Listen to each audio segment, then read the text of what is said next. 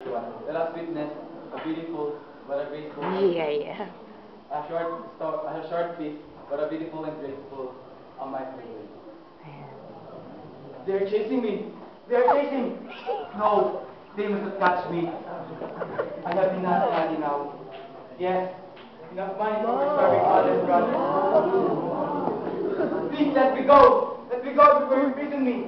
Pera. Oh. Very well. Sayang. Officers, take me to your headquarters. Good morning, Captain. No, Captain, you are mistaken.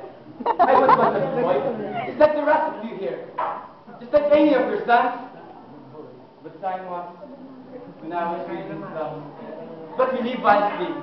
We live vanity in life. My father, mother, brothers, sisters, and I. But then poverty entered the portals of our home. My father became jobless. My mother got ill. And the small savings that the mother had kept were spent. All for our daily needs and her needed medicine.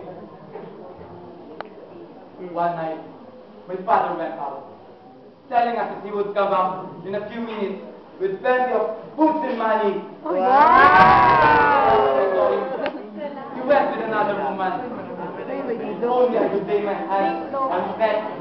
I would drink it without pain until the breath no more. If you were in my place, you will do it, won't you, Captain?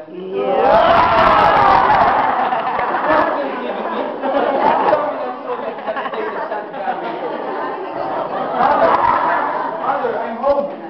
Mother. There, Captain. See my dead mother. See my dead mother. Captain, there, do you see your eyes? Now pack this stolen money and return it to the owner. What good would this do to my mother now? She's already gone. Do you hear me? She's already gone. Am I to be blamed for the things I have done?